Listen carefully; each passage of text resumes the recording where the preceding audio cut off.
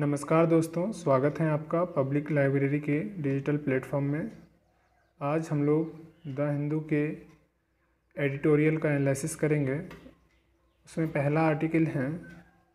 Preventive detention को लेकर, निवारक निरोध कानून। निवारक निरोध कानून जैसे हमें पता है कि पुलिस जो है किसी भी व्यक्ति को इस संदेह के आधार पर गिरफ्तार करती हैं कि वो आगे या भविष्य में कोई अपराध करने वाला है। तो इसमें सुप्रीम कोर्ट ने ऑब्जर्वेशन किया है कि ये जो कानून है एक मतलब औपनिवेशिक विरासत है और यह अभी चिरस्थायी रूप से लोगों के व्यक्तिगत स्वतंत्रता को ख़त्म करने का प्रयास कर रहा है। मतलब चिरस्थायी रूप से बना हुआ है जो एक मतलब लोगों के व्यक्तिगत जो स्वतंत्रता है उसके लिए एक जोखिम का काम है, थ्रेट है।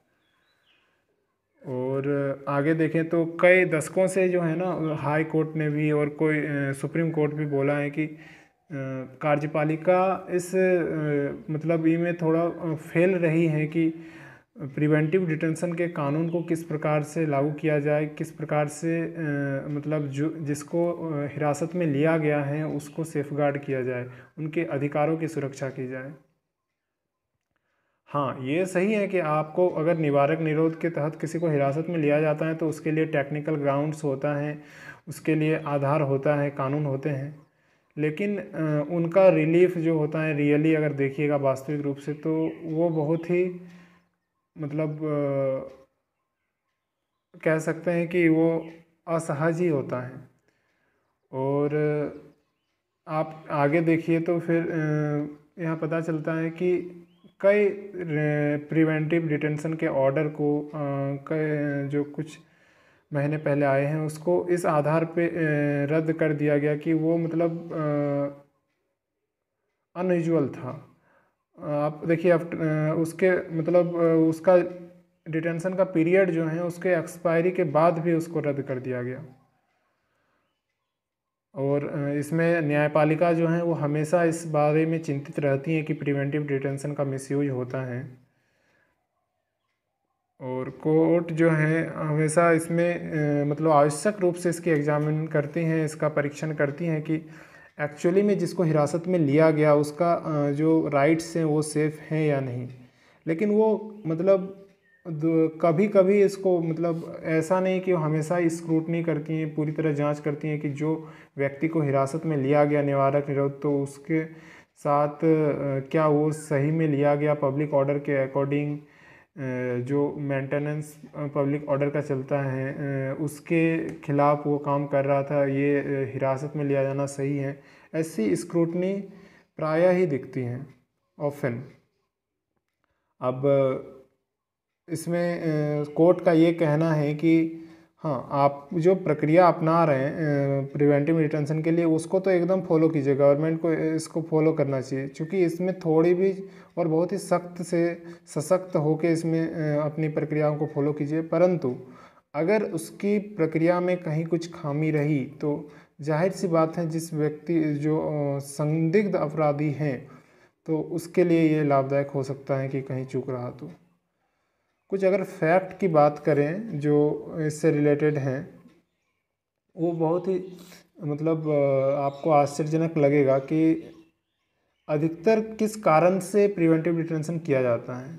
और अभी जो है डिटेंशन को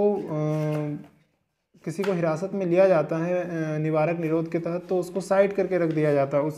उस केस को ही साइड करके रख दिया जाता है। और उसका मतलब एक सामान्य सा कारण बताया जाता है कि ये जो है ना एक मतलब इसको अनुचित रूप से देर करके इसके अगर डिटेंशन हुआ है किसी का तो अगर उसके खिलाफ वो व्यक्ति अपील करेगा कि नहीं ऐसे मुझे डिटेंशन नहीं किया जाना चाहिए तो उनके इस अपील को मतलब अनयूजुअल कारण से बिना कारण के देर कर दिया जाता है।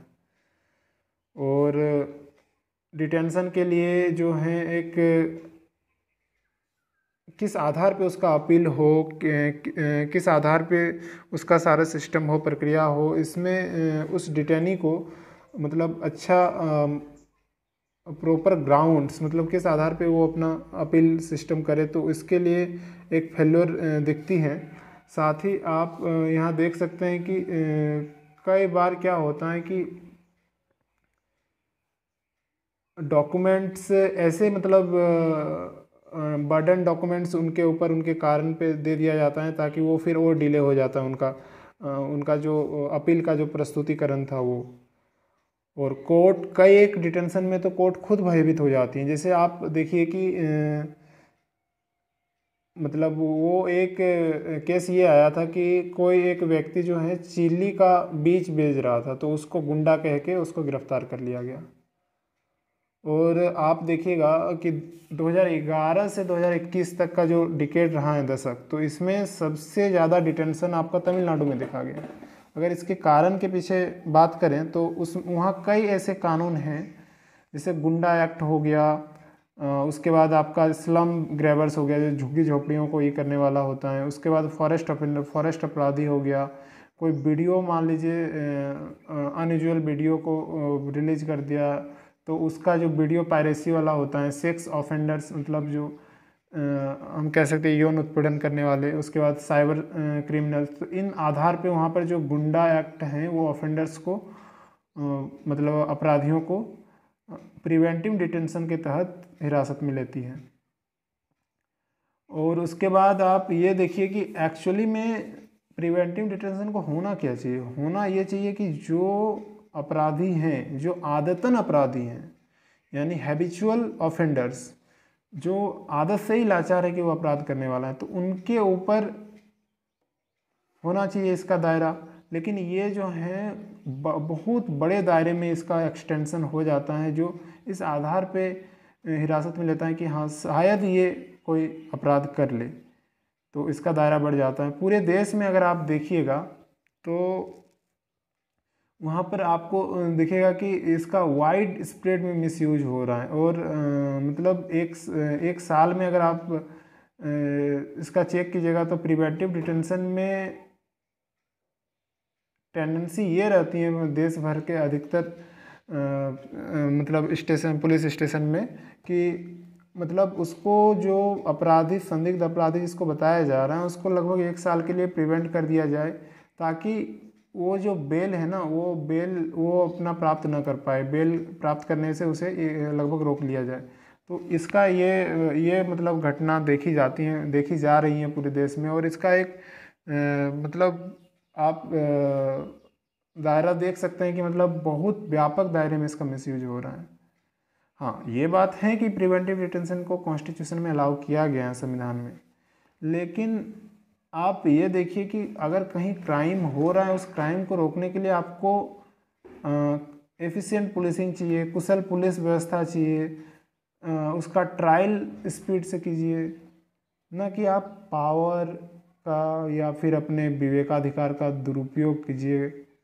और ऐसी शक्ति कॉन्स्टिट्यूशन गवर्नमेंट को नहीं देती है। तो ये था आज का आर्टिकल।